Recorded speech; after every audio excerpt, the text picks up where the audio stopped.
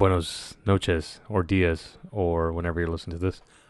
This is the 3D podcast, number 13. The podcast without an introduction. Not anymore. No more sound. We're working on one, maybe. No, not really. We got a couple ideas, a little bit. I don't want to hype anything up. I'm going to spit my gum out. I realize it's unprofessional for me to be chewing gum on a microphone. What? It's like No, not you too. I'm just joking. 13. Man. AKA the one we procrastinated the most. Did you think we go this far? You know, it's interesting because I sat there and thought about it. We started this podcast, October? November? Yeah. October. And it's a weekly one. So it feels like 13 doesn't seem like... It feels like we've done more. Because it feels like we've been doing this for a while. So, I mean, it's hard to say whether this is like... Oh, did you think we do this much? Because it doesn't feel like we've done much, but at the same time... It's kind of somewhat. It's not too bad, you know? So, yeah, no. And we skipped out last week because... we were on a little vacay hiatus. Yeah, vacation hiatus. We couple were live shows. We were standing with Logan Paul. We took a hiatus with him. We stand with you, Logan Paul. It's not. We're Paulers. We've got negative No, I'm viewers. just joking. No, we were in Portland. You know, we took in a couple of concerts. Yeah. Apparently, actually, speaking of the stupid Paul brothers, the one that got in trouble is it Logan? Yeah, he's the one who came back today. Yeah, I was gonna say I saw something on Twitter of him saying he's gonna come back or some bullshit. He made a video saying that he's coming back, and basically, I think he recreated Jesus coming out of the cave. Oh, okay. And so he's getting some backlash for that. That's fine. He controversy creates attention that creates cash, so he's marketing himself just fine. He's doing well because we're talking about him. Yep, that's exactly what he wants, and that's exactly what's happening, and that's why he's trending. So I think. By the way, don't be surprised if Logan Paul is our clickbait thumbnail pick.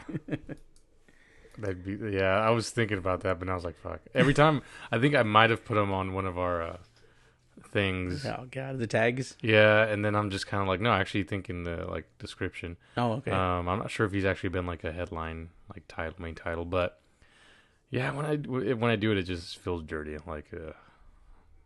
It's yeah. I may not. It's easy bait. All right, off that BS. Bum bum bum bum bum bum. Okay, I don't know how that went. That's I don't know. I was gonna go into the NFL. We are on the eve of Super Bowl 42. What? Is it 42? 52. Yeah, 52. I was just like, wait a second. We hit 50 a couple years ago. I remember that because 50 we lost to the fucking Patriots. We as in the Seahawks. Yes, but not me. Yeah, not you, but you have the chance to avenge. We are the birds that will take down those patsies. So in less than 24 hours, the New England Patriots and the referees will take on the Philadelphia Eagles. And dogs. I don't know. In Minnesota, which apparently the weather report over there is supposed to be snowy and raining or whatever. But it doesn't fucking matter. Butter for horses. No, they play in a dome, don't they? Yeah. Yeah, okay, so it doesn't They play in that new... I forgot what it's called, but yeah. I think it's like a Bank of America. Yeah, they have those big fucking doors that kind of open up all weird like. Anyway, I mean, Gronk is now clear to play. That was kind of... No surprise, honestly. Yeah, no surprise. And I don't know. I think we're going to get the best out of both these teams. I'm doing the...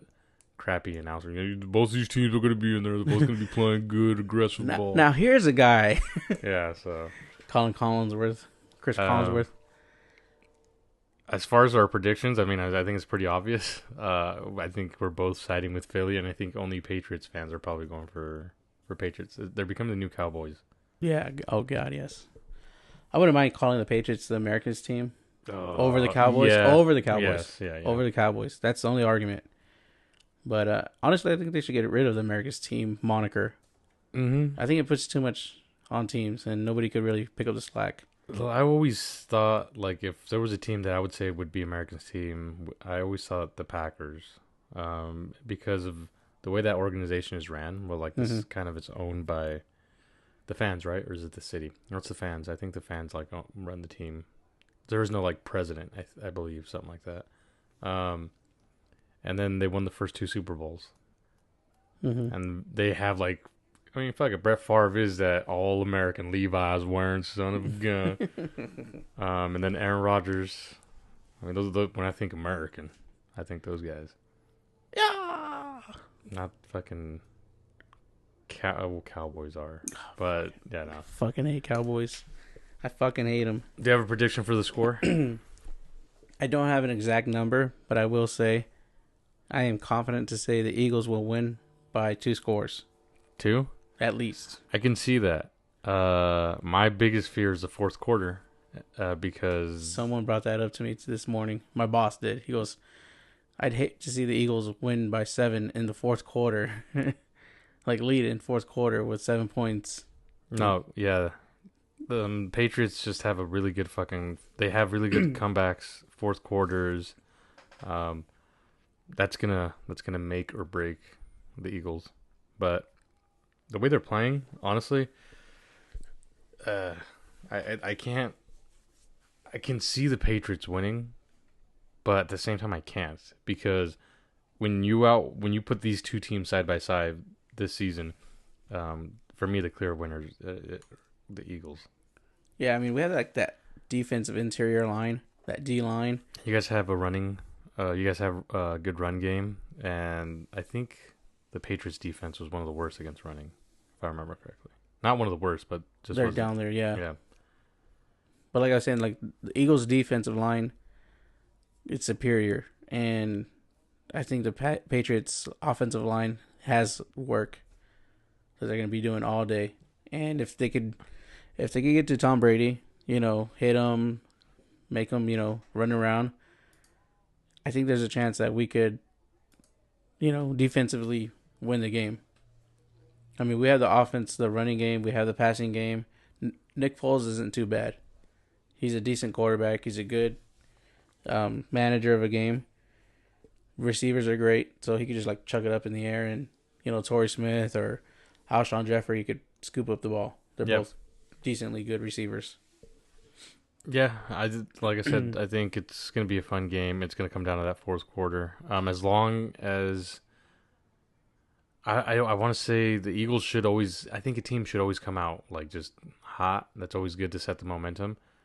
But against the Patriots, it's a little different because they kind of they almost invite the pressure so they can burn you out by the fourth quarter. And I think that's the way they've survived the past couple games. And the past couple years of Super Bowl play as well. Just kind of like their track record, for me, from watching what I've watched, is they just bring this constant pressure that by the end of the game, the other team's defense is just worn out. Mm-hmm. And they're just doing what they're doing. They're just, hammering away. Mm-hmm. Slowly, but it's getting them where they have to be.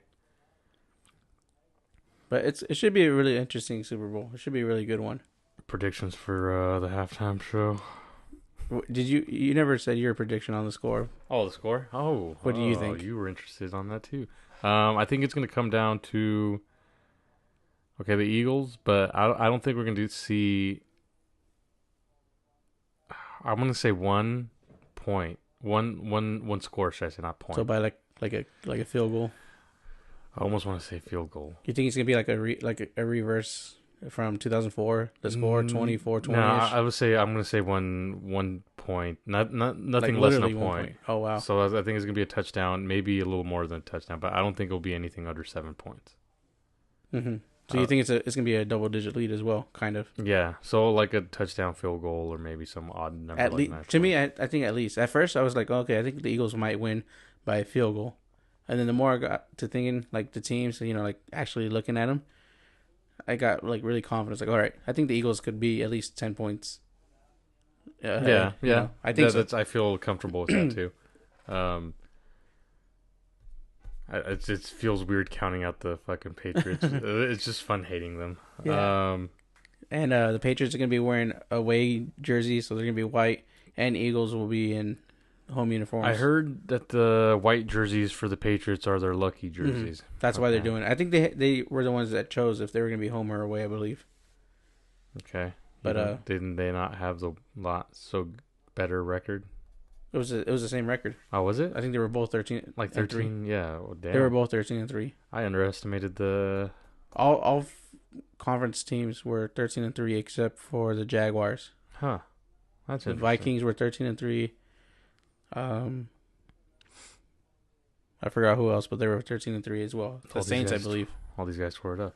But Nice. yeah, it was a pretty interesting postseason. You know, it wasn't boring or anything. No, I think it was boring to the casual fans, maybe. Yeah. But I thought it was a pretty fun playoffs, fun twist, and then it comes to its dramatic end in less than 24 hours.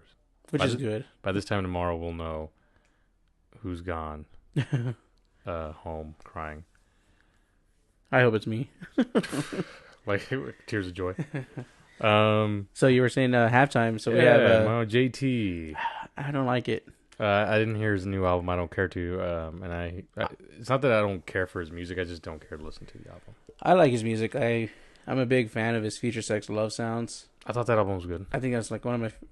It's probably like in my top, I don't know, 50 albums of my lifetime that are really good. Yeah. Maybe, but I remember the 2020 experience wasn't so good, and then this one I hear it's a lot of experimental like country, Oh. Americana, Okay. and Patriotism. there's still like those hip hop tracks. You know, like I've heard the song "Filthy." It's been on the radio. Yeah. And I kind of hate the song.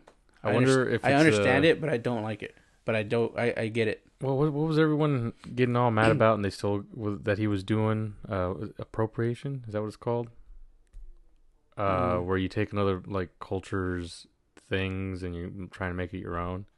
Everybody does that. White artists do that all the time. But JT was one of the guys that was under fire for that because it was I think it was around the like Black Lives Matter deal.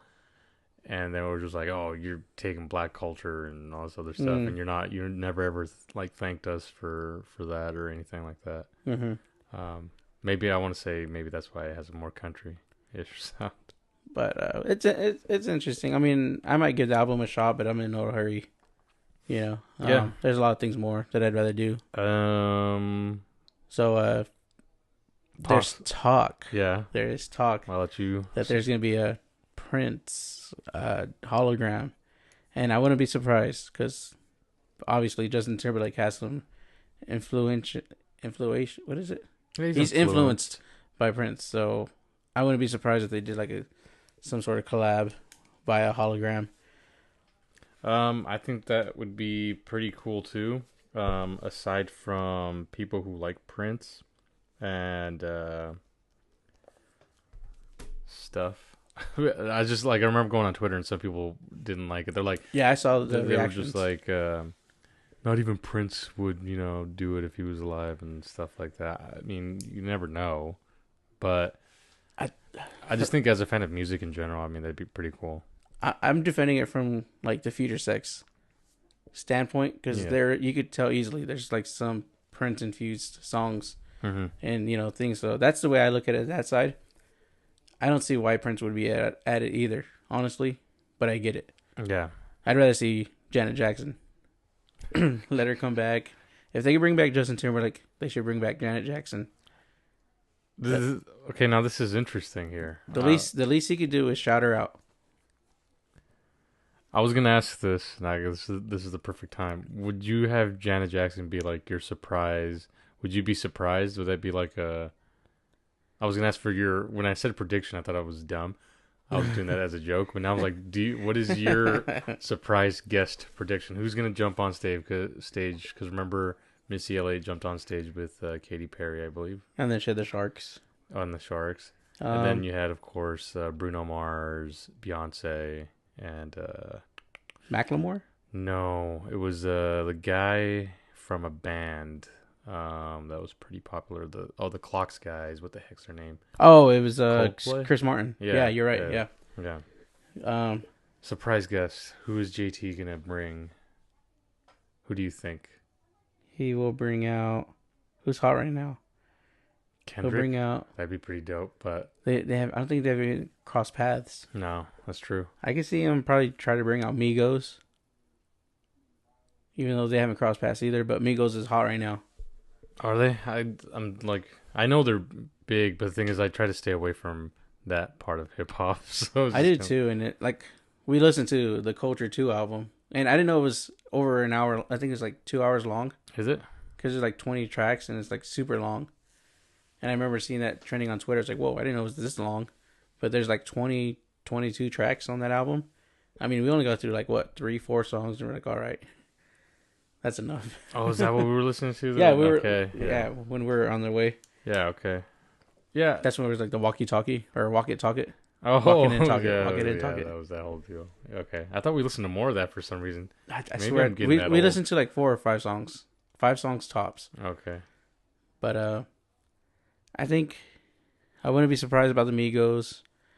I want to say maybe Pharrell. Oh, that'd be pretty cool.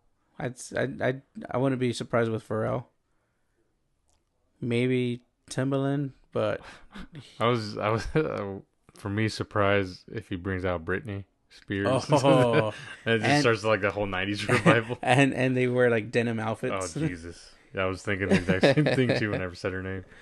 That's a good one. Britney Spears would be good. I wonder if he bring out his boys for Men Sing Oh, for just a brief thing. He did that last time, didn't he? I think so. Yeah. I mean, I want to say he's not like shy about like where he came from, because I feel like anytime he does something, there's always a little NSYNC like tie-in. So there's that. I wonder if he'll bring out like Diddy or something. I don't know. But what did he sing? He hasn't had a song since like 2000. No, he had an album like 3 years ago. But he's not really in the music scene right now. Yeah, no, so I don't know who he's doing a lot of things, but he's not in the music right now. Yeah, no, I don't know who. Actually, isn't he on some show where you judge people? He's on the 4. Yeah, he's on the 4. Okay. It's kind of like a singing competition. Yeah. But maybe DJ Khaled and his son, the Assad. So yeah, I don't know if he'd have any special guest things, but I like almost some pretty. I'm excited to see who he brings on. I want to say he's well networked in the music industry. No one's gonna like say no unless they really don't like him. Yeah, that's true. But I guess that's my halftime prediction. That's a long ass halftime prediction. I think that was longer than our freaking Super Bowl pick prediction. Nah, that's how interested we are in the game. Nah, if there's a game. Oh well. That covers that. Or post game. Who's going to cover the post game? Who? If you were in charge of picking a halftime performance, who would you choose? Oh, 9 Inch Nails every year. Really? No, I'm joking. That'd be terrible. It'd be fucking great. Trent would be tearing it up. It'd be great, but it's not the right crowd. I know. Not the right crowd at all. We're like, Trent, I need you to do it again for the 5th time. There is no 9 Inch Nails fan that watches football. No, probably not. We have to do closer. No offense. No offense. It'd be dead or alive. I would be like, okay, so Pepsi's in charge of it still, right? No, wait. They're not, because it was MTV that had the incident with Janet Jackson and JT, and that's when they got pulled, and then Pepsi took over. Oh, did they take over? Okay, so then it's Pepsi. So and I thought they were doing a decent job. I felt like they were, Tom Petty, like I felt like they were kind of balancing out like every other year, trying to find music that worked. I think they did the Rolling Stones. Yeah, they did. That was kind of like, older dudes and shit. But it's like, I don't know. I feel like you need to find a balance. If like this year, who would I get? I had to play it somewhat safe with everyone. But you have to have some good energy going. Yeah, because you want to keep these football players hyped when they come out. You don't want to put them to bed during the halftime. I'd have Run the Jewels. Oh, okay. And that's great. That's good. And like bring out Outkast as their guest. That'd be too much, man. That'd be like fucking overload. They could do Bombs Over Baghdad. That'd be pretty they dope. They could do like Hey Ya, and just do it like couple of their hit songs. And then like Sir Elton John plays piano for a couple tracks, dude. Yeah, I do like a superstar halftime show where I might announce like one or two people, and then like some guys just show up and that'd be pretty as like cool. background musicians. Yep. But I think that's the way I would do it. I like that. I like the Run the Jewels, and then yeah, because they're a really hype crowd, and they are actually for an indie rap duo. They're really like big. Yeah. You know, I've heard in interviews like top rappers, like, oh yeah, Run the Jewels are actually awesome. Like I think Lil Wayne like gave him like props like nice. on stage, like, oh yeah, listen to Run the Jewels, they're pretty dope. But yeah, Run the Jewels would be really good. Yeah, I really like Run the Jewels. I think they would be a fun track or two. I was gonna go with Lord, but no, I'm just joking. I mean, her music's no, not bad. I'm just either. joking. No, I try to. I tend to try to say more in like more of like hip hop, Yeah, popish, where they could like hype up the crowd. yeah. I don't want a country band there. You don't want No like offense Keith to country. Urban? No. Ah. No, I don't want. Actually, I don't want a speaking singer. of country, I'm considering going to a country show. I went to one last year. Zach Brown. Yeah, which was all right. But I mean, I don't want to veer too much off the topic. But Kenny Chesney makes decent music. Yeah. So he's gonna be doing a show. I'm considering Nice. going to it. But yeah, I wouldn't want to do too much. Country music gets kind of hype, but it's like purposefully hype that I don't like. Like it's like they want to really make the party anthem, and I don't like that. Yeah, like that. Like they're trying too Florida Georgia line. I think they're pop. They're not country. Yeah, I don't know. Taylor Swift was never country. No. Just because she strummed an acoustic guitar doesn't For, make like, it country. Half a song. And shout out to Quincy Jones for calling out Taylor Swift. I loved it. He called out a couple people, like in a whole genre or something like that. Yeah, he called out Taylor Swift. The whole top 40. Yeah, he's like, I'm sick of hearing songs with pure hooks. Yeah, it was. He wants to hear a real well-written song, and he's like, fuck all these artists that just play hooks. We need to hear songs. He's absolutely right. We want to hear songwriters. Because if you listen to top 40 songs, it's always you're more singing along with the hooks. Yeah. And the choruses, and you forget everything else. Yep. And the chorus is like maybe 2-3 lines, and the rest is like a 2-minute freaking chorus. Just a hook, loop of like hook, like walking, talking, walking. But no, shout out to Quincy Jones. Yeah, he popped off, man. That's shout nice. out to him and his 22 girlfriends. Yeah, I remember seeing something like that in the article too. But yeah, so getting back to the Super Bowl, I can't top Run the Jewels. Yeah. I don't think you can, honestly. I mean, unless you get Kendrick Lamar. And yeah, because everyone knows who he is, and he has enough tracks. If you bring out Kendrick Lamar, Dr. Dre. Oh, jeez. And what's another top rap head right now? Oh, right now? I would say Eminem prior to the Revival album. Yeah. If you get those three guys on a stage, I think that would probably be the closest to Run the Jewels, honestly. Well, they probably take over Run the Jewels, but that's a pretty good prediction. You know what? I'm gonna make that be my prediction. And you get an R&B head in that one, the rap trio that I brought up. You put a R&B guy in there. All right, R. Kelly. No, and just make sure he stays away from every 14-year-old in that building. I'd put I would maybe a Miguel. You know what? Yeah, Miguel. He's a good guy. And someone I'd hate to say, but Anderson .Paak maybe. You don't hate to say. I hate Anderson .Paak. I'm not a fan of his. I love Anderson .Paak and his drumming. I don't get him. But if you get one of those two guys, and you get those three rappers, best show ever. Yeah, especially Anderson .Paak. No, I love his jazzy. He has that jazz kind of. Jazz is stupid. I love it, man. And he's a drummer. Y'all see him on his YouTube videos drumming. He's tearing it up. Oh God. He did gospel. He was homeless. Yeah, kind of homeless. So yeah, that's our predictions. My prediction NFL. If you listen to us for the halftime, either you start with Run of the Jewels. If you actually start with the freaking Kendrick, Dr. Dre, Eminem, prior Revival. We'd rather you get the intoxicated Eminem. the drugged out Eminem, and an R&B artist Miguel I think Miguel would be perfect. be number 1. Anderson .Paak number 2. And then if those don't work, then you go to Run the Jewels R. Kelly. and Outkast. Because Outkast is always hyped. Because Killer Mike was associated with Outkast. They have history. Yeah, they definitely do. Him and Big Boy get along pretty damn well. So yeah, Super Bowl talk. All right, that's over. Switching into a subject. Quentin Tarantino, man, he's a dick. It's just like that. Fucking guys. I know.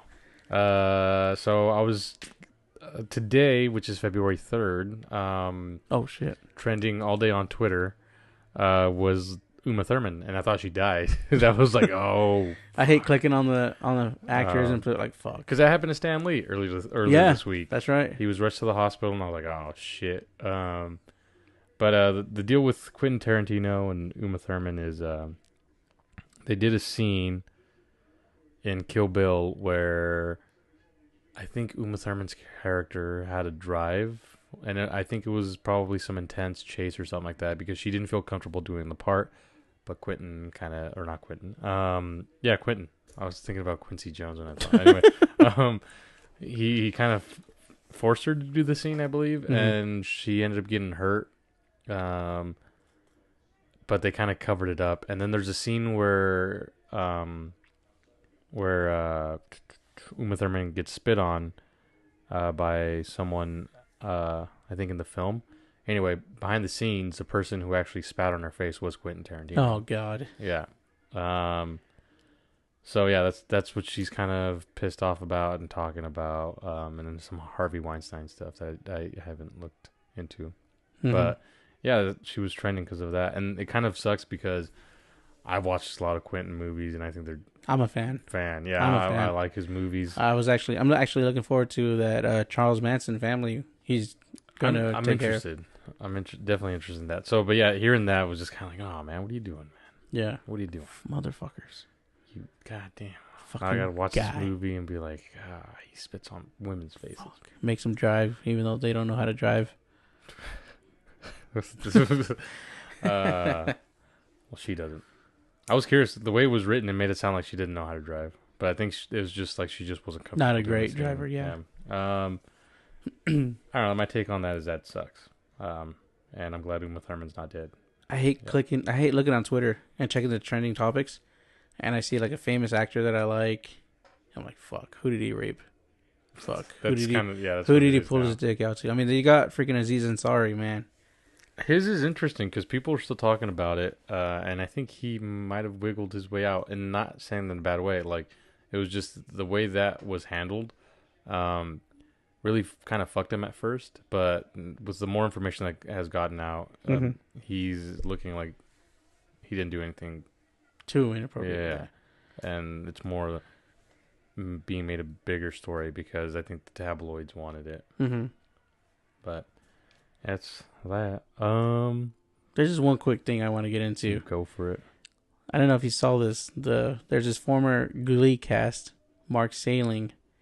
I saw it. I used to watch Glee. I was a big Glee guy, and I remember he had these rape charges or child pornography charges a few years back, and I remember he pled guilty and everything, and he took his life this week.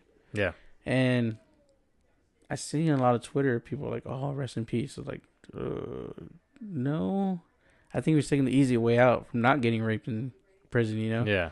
Like, I don't want to say he deserved to die, but like he doesn't deserve to be like, rest in peace. Yeah. I think he should like, well, I don't know. Don't put him in the same light as other people. Like the whole deal with the like the Corey Monteith, the other guy that died from Glee from a drug overdose. They're like, oh, R.I.P. to both those guys.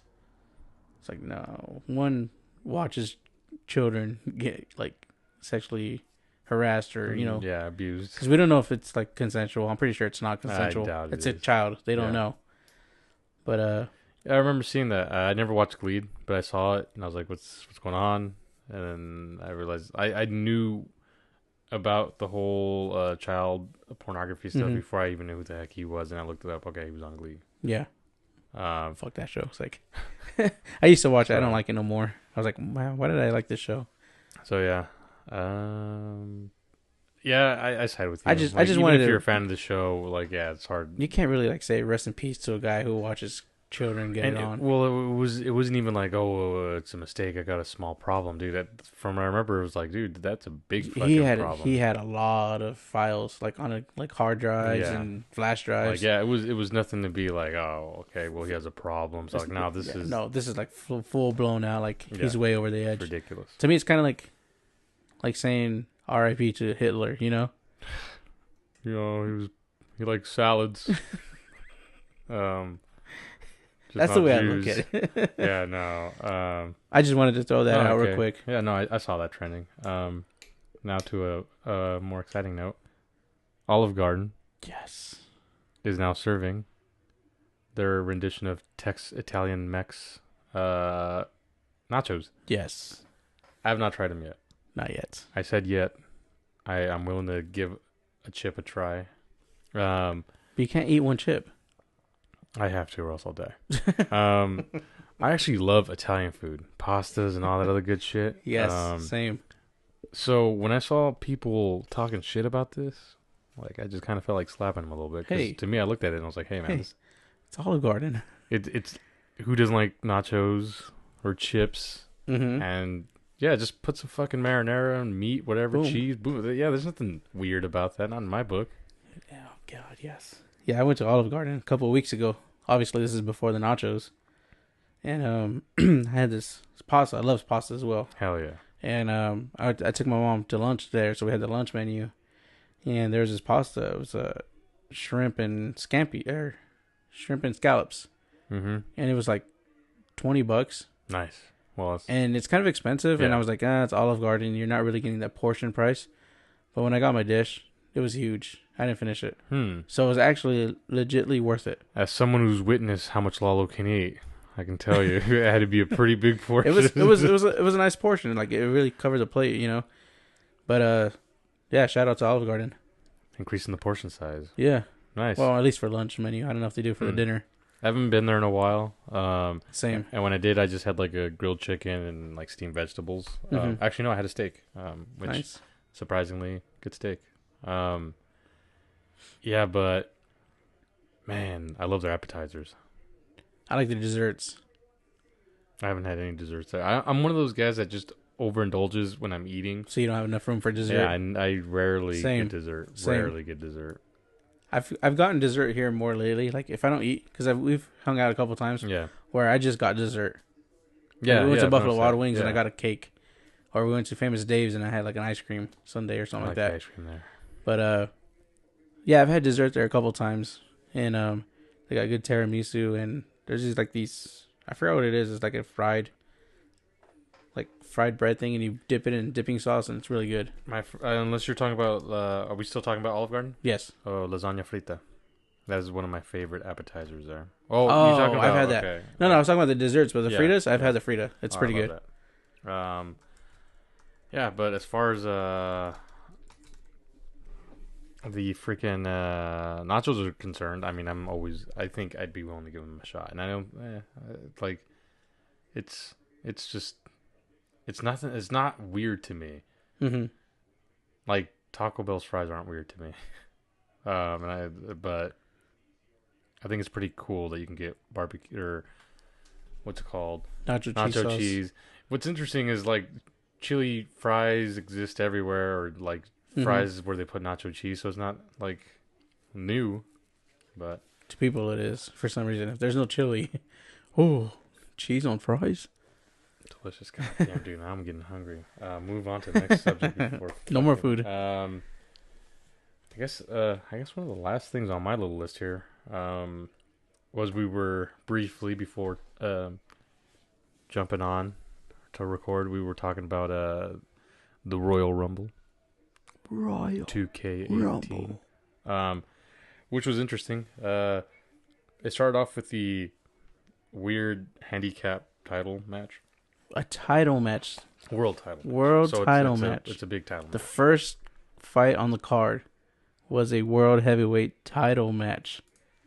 And it was like I didn't like the whole idea of making it handicap, and it could be the first time a title is shared. A between, co-owner. Yeah. Well, technically, say if Kevin Owens was gonna win, they're just saying, "Oh, Sammy." Well, because I watched the hype, the build up to this. Yeah. And it's kind of a good build up, but it's like a reused feud. They do this like every year, you know. Yeah. It's the same storyline but different fighters. And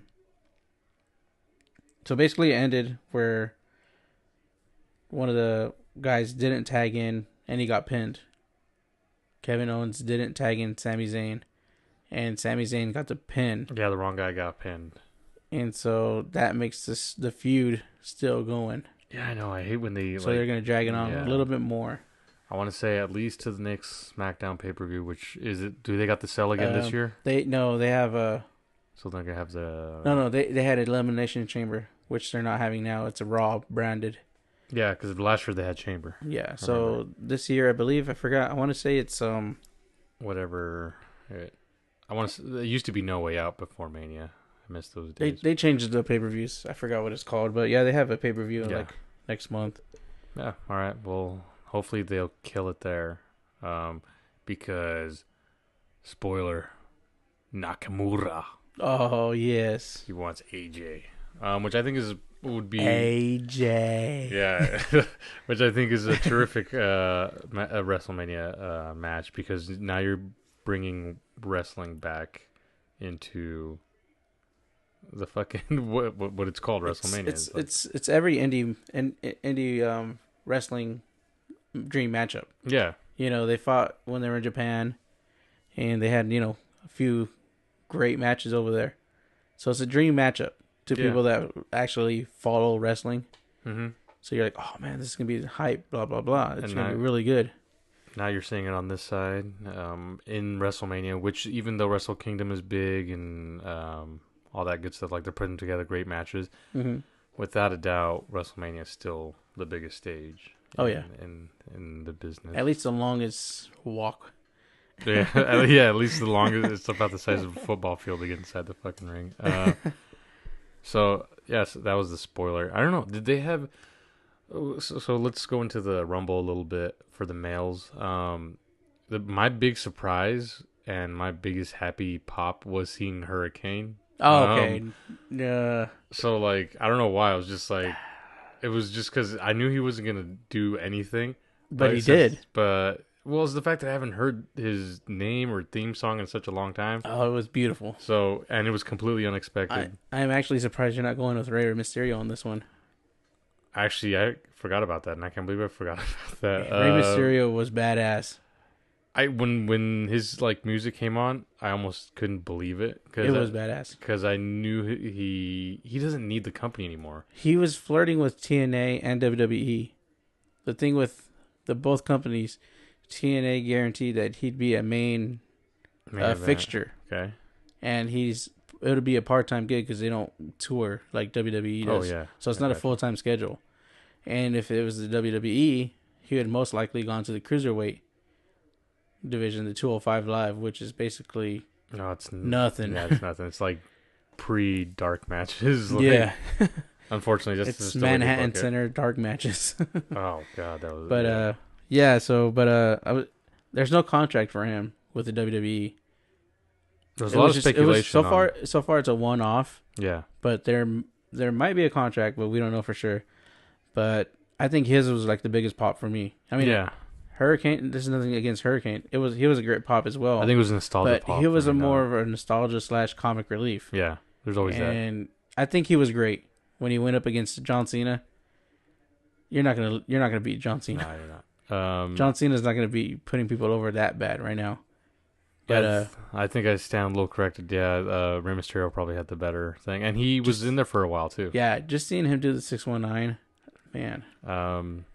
He did it like 5 times, I think. Also, he's not as bulky as he used to be, but I don't think that's a bad thing. Yeah, he got really big in the indies. Like he was like not like fat, but like he was like really wider. Like he was more muscular.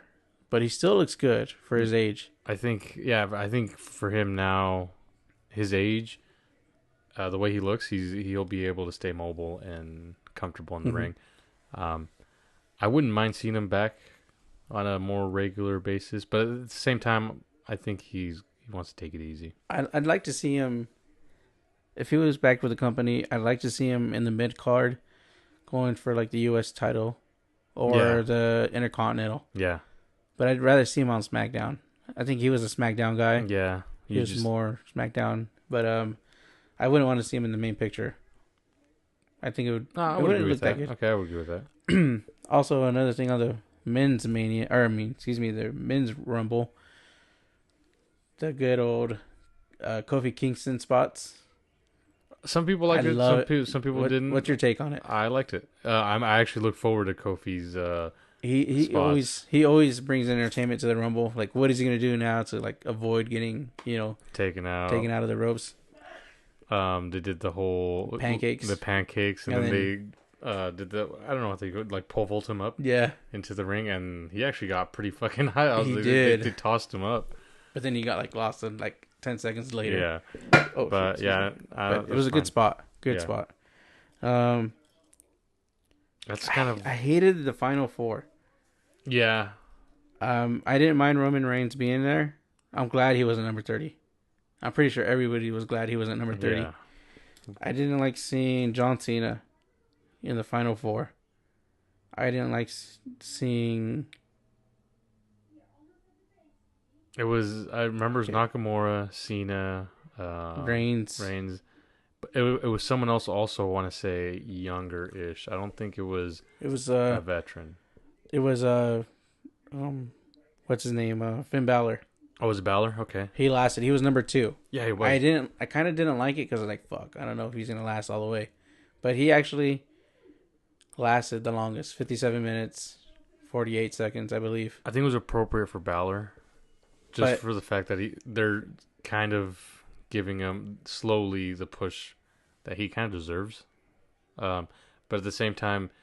It makes sense for him to get taken out, which is also bullshit because, you can quote unquote fatigue from being in there for too long. Mm-hmm. So it's not like they buried him. Yeah, no, exactly. So I think he got. But I didn't like seeing John Cena in the top 4.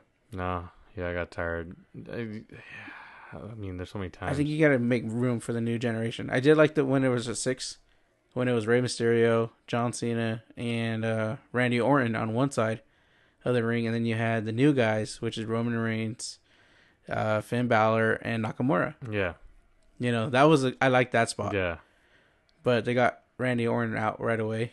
I would have wished he was in the top 4, maybe replacing John Cena, maybe. Yeah, didn't Randy kind of look up in the ring like kind of like, oh, okay, I see. I thought that was pretty cool. That was a good spot because I feel like his character would appreciate like kind of being snaked. I guess I'd probably would have rather seen Finn Balor and Shinsuke be the last 2. Yeah. I think so. Definitely, I would have preferred that. Then I would have been like, okay, I can see how Finn lost. But Finn lost, and it wasn't a bad spot where he lost, but I would have preferred to see him like at least the last 2, maybe 3. And it came down to Roman versus Nakamura, and I think if... They had a good... Yeah. As if I was just thinking, dude, the whole time I was like, if Roman wins, he's gonna get shot or something. Yeah, but Nakamura won. The guy deserves it. It's also a little bit of a shock too. Thinking about everyone who could have potentially won at the beginning of the night, up until the last few people. Mm-hmm. I was like, they could give this to Nakamura. Like he was not on my contender list. Like let's say at the beginning. Of like the day or something like that. Did you have a pick in mind? I thought they played safe, and I knew it wouldn't have been Roman. I did too. I didn't think so. But I thought it would be what's his homie that used to do Seth Rollins. Yeah, I thought it'd be like Seth or something like that. I kind of thought it'd be a safe bet that people would kind of see. Dean's still hurt, right? Yeah, he's still out. I thought I would have been like a safe, maybe even Miz. Like I was like, they're gonna go with like a safe. No, well, the Miz has a title. Seth Rollins had a title, so I kind of counted those guys out. Yeah, Seth is kind of bumped on the mid card right now, but I think with this the next match, which is the tag titles, kind of maybe puts him back in the main event picture, especially with Samoa Joe injured right now. Is he hurt? Yeah, Is that why he hasn't been hurt. Oh, okay. Yeah, he's hurt right now, and he's filming Teenage Mutant Ninja Turtles, the animated series. Oh. I believe he's one of the turtles, I think. What else? So it was a good men's rumble. Yeah, the men's rumble was pretty good. Glad Nakamura won. And then I don't know how I feel about Angle's kid. no, before we go to that, Okay. I don't remember when a Rumble winner participant won, they chose who they were going to face. No, they didn't used to do that. That's something I think. And I don't like it because I think you're still going to go for that same brand that you're on. So if it's SmackDown, you're going to go for the SmackDown title. It's like kind of given, you know what I mean? Yeah, no, like how are you going to jump onto Raw to take the title, or what's going on there? So it's that's like a good point. I didn't really get that. And they did that for the women's as well. Mm-hmm. And I didn't get that. I think if you won on Raw, you go for Raw. Yeah. If you won on SmackDown, you're going for SmackDown title. You're not choosing. I don't get that concept. Yeah, I wonder if they're gonna keep going forward with that. Who knows? Yeah, I noticed that too. I thought it was kind of weird, but I was like, okay, they know what they're doing. But yeah, the next match was the tag titles. Seth Rollins and Kurt's son. He said, Yeah. No, it was a match to kind of bring the mood a little bit down. All the excitement, it settled everything, the dust a little bit, and gave people time to go to the bathroom.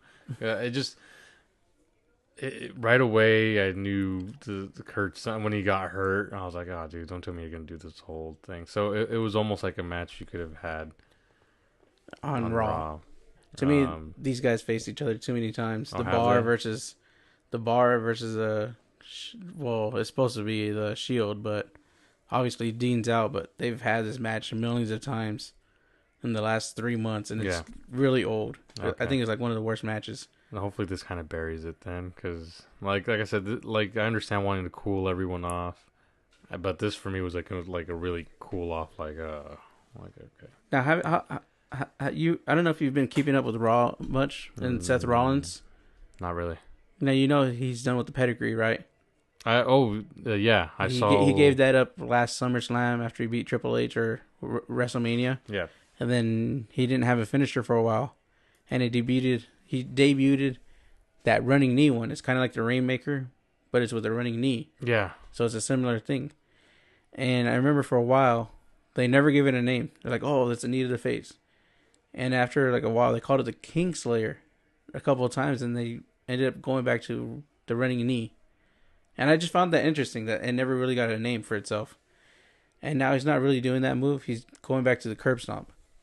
So I don't know if maybe that finisher with the Rainmaker wannabe didn't go over as well. It probably is that. Or it's a transitional finisher, so he could probably bring back the curb stomp. It's just like I think it also Impact. Maybe like he did at a couple house shows or doing it somewhere. It just doesn't have the impact he wanted. That pop, huh? Yeah. Like, so, oh my God. So maybe that's what it was. That curb stomp. I mean. Oh, when he did it to friggin' The Miz, when he first brought it back, he did it to The Miz, I believe. Oh no, it was Finn Balor actually. Was it Finn? It was Finn Balor. I remember seeing pictures. I didn't watch the video. And it was beautiful. I just think curb stomps in general, like IRL, are like fucked up. So like if there's like a finisher it's like that, then it's like, oh damn. All right. I wonder how they do it, where it looks like they're actually doing it, but like how does it work, where they're not hurting the superstar? You know what I mean? Yeah. Because he's not legitly stomping their of course not head into the ring. That's Oh yeah. But I don't. My thing is how do they make it look so good? It's choreographed really good, I guess. Yeah. Pretty sure they have a weird technique. There's got to be something like, oh, I'm gonna put my foot in the back of your head, but I'm gonna put a little bit of pressure on. But you have to sell it. Like, how do you sell it with your head? That's my thing. I don't know. But yeah, that match was trash because I've seen that match a million times on Raw. Yeah. Was there anything after that one besides the women's Rumble? Yeah, there was the SmackDown tag title. Did they have another? They did it against Shelton Benjamin and Chad Gable. Oh, that's right. It was a 2 out of 3 falls count. Yeah, and they won 2 in a row, and people were mad because that was it. Yeah, it was. They did both of them pinned at the same time or something like that, right? It was something like that. No. It was they got 2 they got 2 pins sweep. Yeah, it was a sweep. Usually it's always 1 and 1, and then they win on the third one. Yeah. And it was an actual sweep. I like the match because the Usos are really good workers. Yeah. They really know how to work. I'm not a big fan of Chad Gable and Shelton Benjamin. Yeah. I forgot what they're called, American Alpha 2 or something. Something like, I don't know. I remember them saying, like I said, I watched them walk out to the ring. I'm like, all right, I'm going to the bathroom. I'll find something to eat. But the Usos, I think they're like one of my favorite tag teams in the company right now. Those guys deserve to hold the belts. And they've been holding the belts for a while. So yeah, and I remember when they first started letting them talk, I was like, dude, the New Day-ish, the New Day is H. Yeah, so I was just like, dude, these guys are really fucking good. They are, they're great. So yeah, I kind of zoned out of that one. It wasn't the best match, but it was a good match. Okay. And then you go to, I was actually surprised. None of the women, title shots. None of the women. They weren't. They didn't have a match. Yeah, that's weird. Yeah, neither of the brand Charlotte champions, or Bliss, Alexa Bliss. They sat courtside to the Rumble. How boring is that? You're in there. What? It was like 60 minutes. Yeah, dude. So you're sitting in a chair and not even giving them a headphone so they can talk shit or anything. And you're right next to Stephanie McMahon, who is kind of annoying. Yeah, a little bit. Yeah, I don't think she's not a good talker. No. And everybody kind of knew she wasn't going to be good. I think that's fair to say. That is very fair to say. All right. That's the politics around the Rumble. What about the actual Women's Rumble? I actually really enjoyed the Women's Rumble more than I enjoyed the Men's Rumble. My only problem is they had to have so many, they don't have enough women. Oh, yeah. So they had to rely on the novelty acts. Bringing back the legends. Yeah. Which were good legends. I want to say that makes sense. I know what you mean. But since this is the first ever Women's Rumble, I felt like... You kind of don't have much to work with. Yeah. And on top of that, some of these women probably at the respective time periods really would have deserved to be in it. I forgot. Before we get deep into the Women's Rumble. Now, if you remember the Men's Rumble, they brought in Adam Cole from NXT. Oh, they had, he's the champion, right? No. He's just on NXT. Okay. He's going for the championship, I believe. Okay. But he was supposed to be in a championship match. He was supposed to go against, I want to say Bobby Roode. He was supposed to have a title shot. So he was going to jump on the main brand. Yeah. But something fell through. And so he's going to stay on NXT. And that's why they brought him on the Rumble. Because he was there. He was supposed to have a title shot. And I think it was for Bobby Roode's open challenge. Yeah. So that would have brought him on the main roster. But I guess he's going to go back to NXT. Which is interesting. Adam Cole's a big guy. He's from a former Bullet Club member. I don't know if you know much about him. No, I don't know too much. He's not a bad worker. Yeah. But that was kind of interesting. That's what I read after the Rumble. Yeah. Well, who knows? They probably they always have last minute changes and Vince hates leaks and stuff, so when stuff is kind of put out there, he probably tries to change it real quick. But so that's my little tidbit on that. Okay, so back to the Women's Rumble. Sasha Banks and who started it with her? I was trying to remember, but they stayed on. They were in there for a while. Yeah. Oh, it was Banks and what's her face, the redhead, with the little goggles. Becky Lynch. Becky. Man, she was my pick. I honestly thought here's another interesting thing with the Women's Rumble. I thought those two would be the heavy favorites to win it. So when they came in first, I was like, "Are they gonna do a Shawn Michaels?" Oh god, yeah. It was interesting. Like I said, I thought out of all the women, I was like, those two are the heavy favorites. So when I was watching that they were the first two, I'm just like, okay, this is gonna get kind of interesting now. Yeah, when I said Becky was my top choice, when I was watching this Rumble, I was like, oh shoot, Asuka still hasn't came out. She's winning. There's no way she's gonna lose. Right. And I didn't think about Asuka until she came out. Like, oh fuck, Becky's not gonna win. It's gonna be Asuka. I was, like I said, I was a little surprised because I was like, are they gonna give two Japanese people the Rumble too? Because they know Japan's tearing it up. I wonder if that's a way to kind of maybe trying I to doubt it bridge a little though. bit.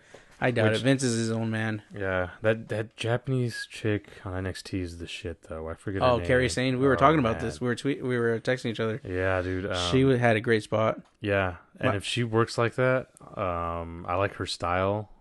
She has this kind of groove. You know, she came out to like a white jacket thing, right? Yeah, Something she's like a that. sailor. Yeah. She's- And I love and pirates. they Dude. said- I love pirates. So. I believe Corey Graves said that she has she loves yachts, I guess. She loves boats. So she had like that sailor kind of thing. And I remember watching this with my mom. She's like, "Who is this girl? Why is she like that?" She's like, because the way she was walking and she was kind of like, the way she wrestled was kind of weird. Yeah. When she first came on. Because you don't, usually when you come on, you always have like that big momentum where you're like taking everybody on. Yeah. When you first enter. I was like, "Who is this lady?" I'm like, wait till she gets onto the top rope. She's going to do a Randy Savage-esque Oh yeah, her elbow. drop. Yeah, her elbow's pretty cool. And my mom was like, "Holy shit, that's nice." Like, my mom doesn't watch wrestling, Yeah. but she used to watch like the 80s and 90s. She knows Macho Man Randy Savage. Yeah. She's like, "Fuck, that was good." She was like, "Oh my god, I like her now." Because at first she was like, "Oh, who's this girl? Yeah. What is this Japanese girl doing? Why is she like this?" I'm like, "No, just watch."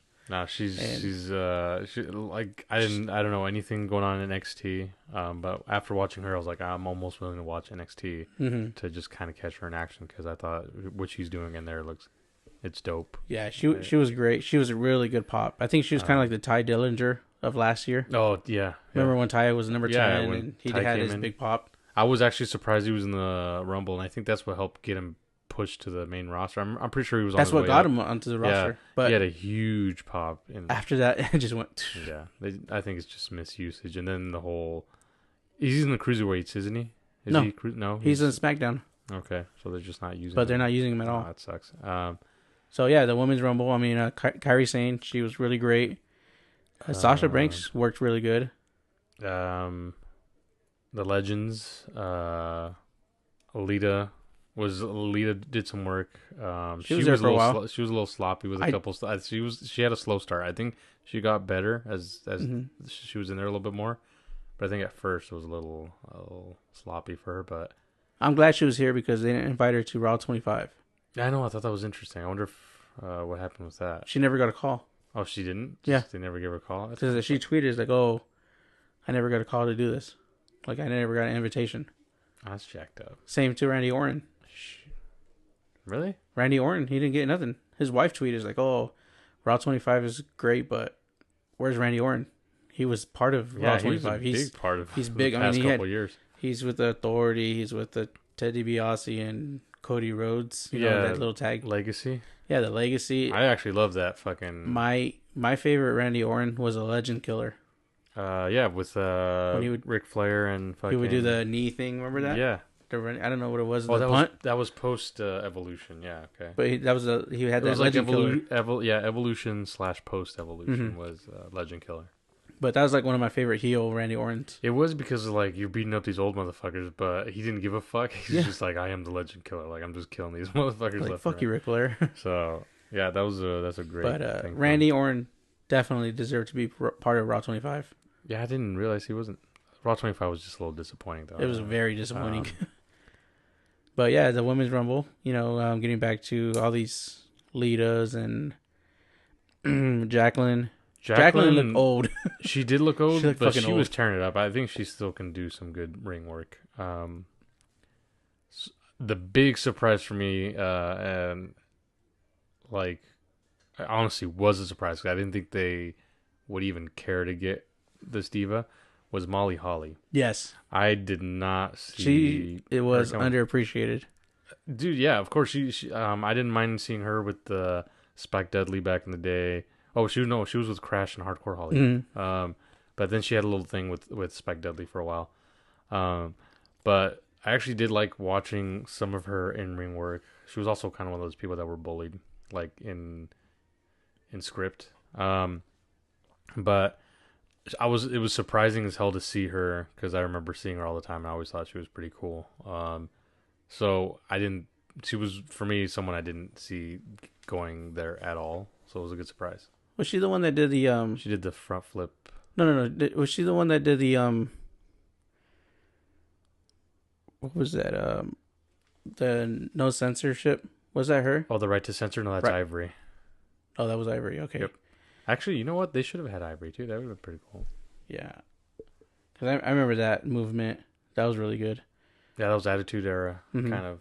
They were making fun of like the people that were against the Attitude Era, like the mothers against, they were actually like taking a digs at people who were complaining about WWE. So they made the right to censor. They made the right to censor, yeah. To like make fun of the people that were complaining about WWF at the time. It was Stevie Williams or Stevie Richards, and then they had the Godfather. The Godfather actually didn't like Steven Richards, and he didn't care for that gimmick at all because he didn't want to work with Steven Richards. I didn't know that. That's a good thing. Yeah, they actually he didn't like the gimmick.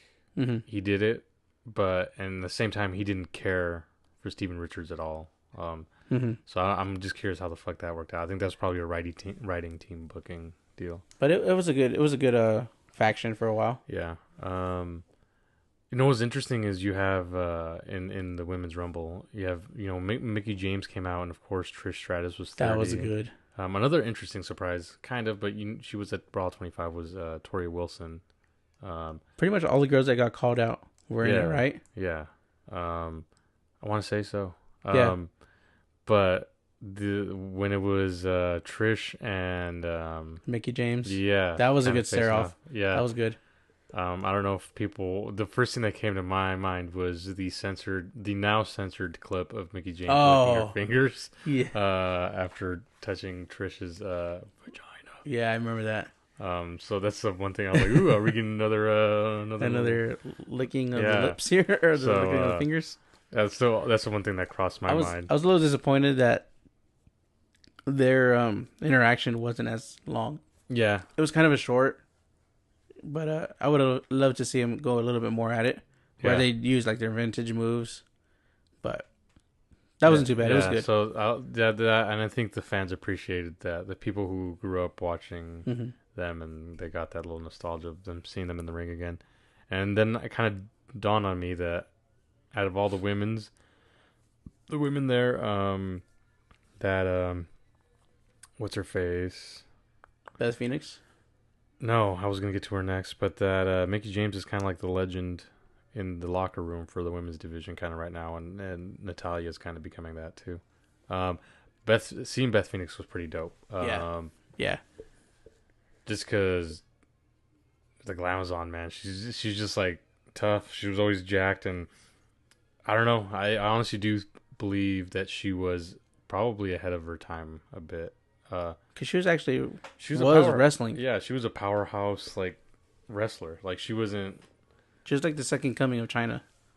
Kind of. I think they were trying to make her like China 2.0. And yeah, I think she was booked perfect, and she was good. Her in-ring work was good. I was actually really glad to see her.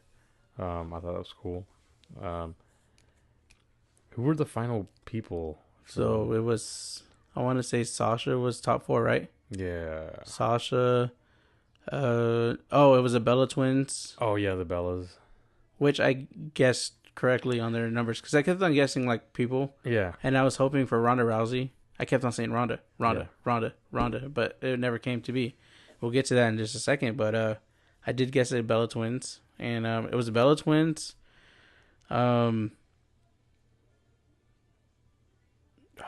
It was Bella Twins, Sasha, and Asuka. No, Sasha wasn't in top 4. No. It was Asuka was the only one that was a main current wrestler, because I think the other 3 were legends. Yeah. Because the Bellas are now legends status. They're not like full-time performers anymore. But I think it was the Bella Twins and I don't know. Yeah, I was trying to remember, but I can't. Anyway, I was a little tired of seeing. Like, I didn't watch the Bellas during their peaks. I didn't either. I came on after. But I was already like, okay, because I remember reading articles all the time. People giving them shit because their in-ring work wasn't up to par. So almost seeing them was just like kind of seeing John Cena. Like, it was just kind of like... Yeah. And then especially when it came down to Nikki Bella and Asuka, you're like, okay, for sure it's going to be Asuka. It has to be Asuka. Because Nikki's, like, on the crisp of, like, retiring. Yeah. So, the last spot for the elimination looked weird in my eyes because we're both sitting on the apron. Yeah. And Asuka just did this weird She just low kicked kick. her. Yeah. And Nikki just jumps off. Yeah, she just fell off. She's like, fuck this. So I remember seeing that. I was like, that's it? That's the... Really? That's the finish? Okay. At least James Ellsworth didn't come in and like... I, honest to God, thought they would have paid him like just maybe one more off show. Like, yeah, $30,000 or $3,500 or something. Push like off that. Asuka. And... Yeah. Just have him have a fucking douchey cameo and have security just kick his ass. I was, speaking of James Ellsworth, I was listening to the Jericho podcast. I listen to other podcasts. Other than ours. How dare you? I don't know if you watch this, listen to this one. No, I haven't. He was on Jericho's on Wednesday, and he was talking that he probably would have gone over if he kept a briefcase instead of dropping it to Carmella. And I was thinking about it. What if he took the briefcase and he was a Money in the Bank winner? That'd be pretty fun. I think it'd be a better outturn than dropping it to Carmella. Like, the storyline would have been better if he was the one who won the Money in the Bank. Like, he got it and he took it and he ran. That's true. That would have kept him around a little bit longer. I think. I was thinking about it. I was like, because he said it. He's like, what if the fans would probably... Because when he grabbed a case, everybody's like, yes, yes, yes. You know, that he got the case. Mm-hmm. But once he dropped it down, they're like, oh, fuck. That's when it turned. So he's saying if he would have kept the case, maybe things would have been different. Yeah. Which is kind of interesting because I was thinking about it. I was like, that's interesting because I could see him being a Money in the Bank winner. You know?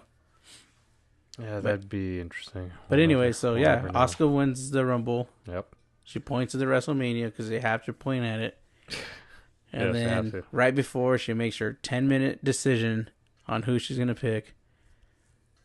You hear Joan Jett's song, and Ronda Rousey pops out. Well, okay, I'm going to break this down like this because I remember this. Go ahead. Music started playing, and the camera stayed on the people women, in the ring. The three, yeah. I saw people complaining that the cameras didn't point right away at the ramp. Mm-hmm. I think it was done on purpose, and I liked what they did. The problem is it did look kind of sloppy. Mm-hmm. They were comparing it to AJ Styles coming in at the Rumble, where you just hear AJ's music, and then right as everyone pops, the camera zooms in to Roman Reigns, and everyone's like, "Oh, what are they looking at? What the fuck is he looking at?" And then you see it's AJ Styles. That was done horribly. Yeah. This I don't think was because they did a quick brief shot backwards, and the angle that they had, I can see the Titantron, not perfectly, but enough to where you can make out what was there. And in Rowdy Piper font, I noticed that right away, and I was like, I like Rowdy. Yeah, so then I like it. After that, they cut back to, like, they're like, oh, fuck, we went too wide. So they cut back to, like, the in-ring stuff. They didn't cut to the ramp until they knew that I think Ronda was going to walk out, because they wanted to get her walking out and the pop.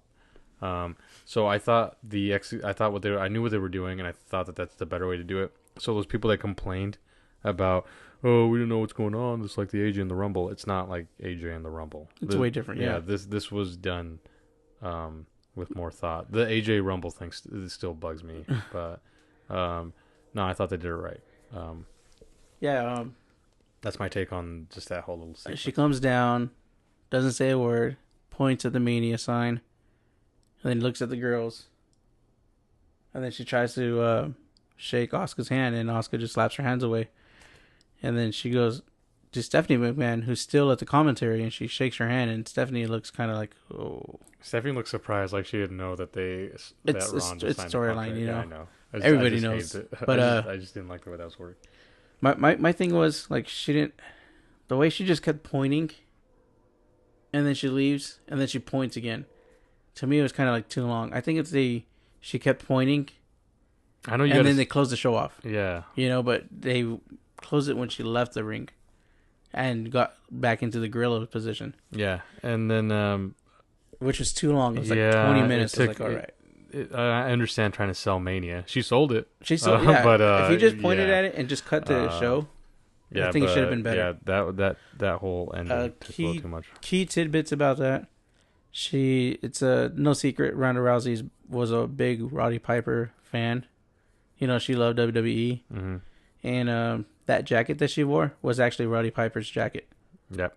Which is so huge. You know, everybody's like, "Oh, it's a big ass yeah, it was jacket." a big My mom was fucking- like, "That jacket's so fucking big." I was like, and I didn't know this either. I was like, "Yeah, that jacket don't really fit her well." You know, Yeah. Please don't wear that. But once I read it, that she got the blessing from Piper's daughter, I think, Yeah. right? I think so. Something And like so that. I was like, okay, I get it. I understand. Another like negative takeaway, at Mhm. least from me, was the fact that Asuka never chose. Yeah. And I felt like They kind of took her spotlight away. they took a little bit from her. She'll always have that, and I'll always remember that she was the first Rumble winner, you know, all that good stuff. Mhm. But as far as the immediate future is concerned, or right now, is everyone remembers Ronda coming in and all that stuff. But yeah, Asuka, she never has she. Nope. No, still hasn't. So Asuka was so on Monday Night Raw, the next night over, I watched it, and they're like, "Oh, okay, I'm sorry for that you didn't get your time. Congratulations. Who do you pick?" Sasha Banks music plays. Ooh, she won the Rumble match, but I made history. Blah blah blah. So they both had a match during Raw, and there was a spot where Sasha Banks goes for a suicide dive, and Yeah. she misses. Like, I think she gets caught on her foot or something, so she drops completely headfirst to the ground. And Asuka kind of kicks her in the head, kind of too. So it's like a bad spot. And even got Mick Foley tweets please let's get rid of the suicide dive because people are getting hurt from this. And it was a bad spot. Like, if you see it online, it's a bad reaction. But yeah, she never says it on Raw, and Ronda Rousey doesn't show up. And they're saying that Ronda Rousey is actually filming a movie, so she won't be on Raw for the next month. Yeah. So we'll see how it is. And she's a full-time. She's signed a full-time contract, so she's going to be doing live events and everything. So, which is good. You know, it's a good sign. She's invested in the company. Yeah. That's invested in her. Well, UFC's done with herself. She's done with UFC. I don't think they're done with her. I think they would like to. They'll bring her back. I mean, there's a division where we were talking about this. Holly Holmes, she's 1-4 in her last fights, and she got a championship bout. You know. Yeah, they need more diversity there. But anyways, going back to that, you know, it's gonna be interesting seeing Ronda Rousey. There's talk that it's gonna be a mixed tag match at Mania. I'm fine with that. She still needs work. She's probably green. She's getting a lot of light really quick. She's been training with the Brian Kendricks since last summer, I believe. Oh, so she's been putting in work. Yeah, well, but I still think. I mean, I'm glad that they're not pushing her straight right away. Yeah, they're not paging her. You know. Yeah, no, I think a mixed tag match would be perfect. Because, like I said, even after a couple, she can still be green because I mean, look at the way the business is now. Is she's gonna have to take on people who've trained in the WWE's facilities. Now they're getting people from Japan. That's a different style. So, yeah, to think that in a year, I mean, she'll be ready. And that training facility, it's state of the art.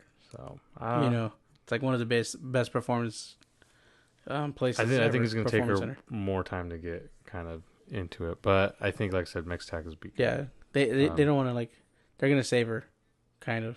Nah, they have to. They're going to make a lot of merchandise. Oh, they got to protect. They got to protect all that money. So, Rumble was good. Yeah, overall I liked it. I enjoyed it.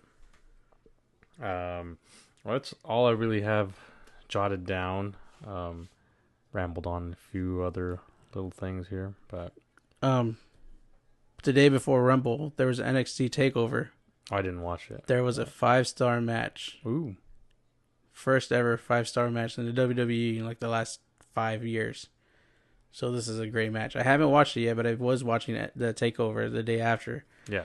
And it's Johnny Gargano, former of the DIY. Mm-hmm. I don't know if you really watched them. I remember DIY was popping. And then that's when they had that turn where Tommaso Ciampa turned on them last year. I remember. Okay, I remember I was pissed after because the credits rolled. Yeah, because I remember I thought DIY was good. And I was like, Yeah. dude, this is a good fucking faction. I'm That was a glad good that they team. kind of broke up now. Yeah. But it was him, Gargano versus Andreas Cien for the NXT title. Yeah. I heard it's a really great match. I heard it was It's also a a really good 5-star one. match, and I want to watch it. I haven't watched it yet. I'll probably watch it maybe tomorrow or sometime soon.